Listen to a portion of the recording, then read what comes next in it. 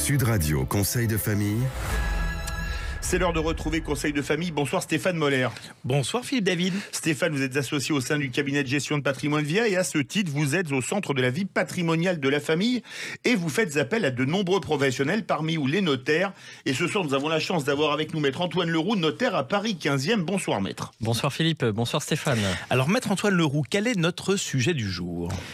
J'ai déjà parlé à l'antenne de la nécessité d'anticiper le règlement de sa succession par le biais d'une donation simple ou par le mécanisme de la donation-partage. Je vais évoquer avec vous deux types de donations trop peu utilisées et pourtant très utiles. Les donations résiduelles et les donations graduelles. Maître Leroux, qu'est-ce qu'une donation résiduelle ou graduelle ? C'est un type de donation qui permet au donateur de prévoir la transmission d'un bien au profit de deux personnes successives. X transmet un bien à A et au décès de A, ce bien reviendra à B. Et B sera réputé tenir ses droits de X, ce qui aura bien sûr une incidence fiscale. On parle de donation résiduelle lorsqu'il n'est pas fait obligation au premier bénéficiaire de conserver le bien.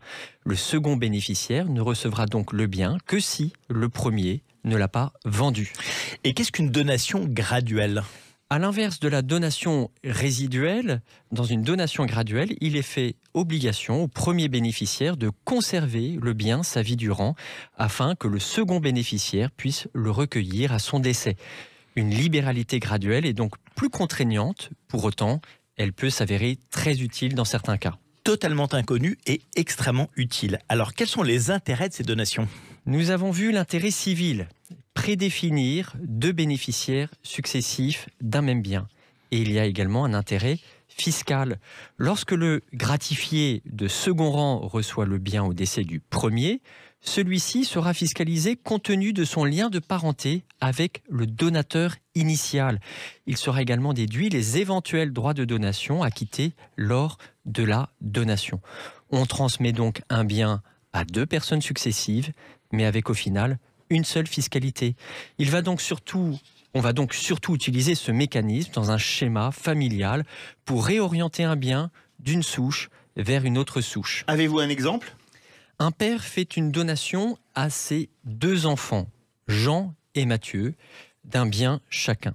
Jean a lui-même deux enfants, tandis que Mathieu n'a pas d'enfants. La donation consentie à Mathieu, qui n'a pas d'enfants, sera prévue comme résiduelle au profit des enfants de Jean. Ainsi, les neveux et nièces de Mathieu recevront le bien en étant fiscalisés au taux de 20%, puisqu'on va le fiscaliser compte tenu du lien de parenté avec le grand-père donateur initial, et non au taux de 55% ou au taux de 45% si on fait jouer la représentation successorale. On pourra utiliser la donation graduelle en présence d'un enfant porteur de handicap et que l'on veut protéger tout en garantissant que le patrimoine sera conservé. Merci maître pour cet éclairage. Si des questions subsistent, n'hésitez pas à les adresser aux équipes de VIA en adressant vos questions sur le site de Conseil de famille, conseil au pluriel-2-famille.com. Vous retrouvez bien évidemment nos podcasts sur Sud Radio et on se retrouve demain soir. C'était Sud Radio Conseil de famille.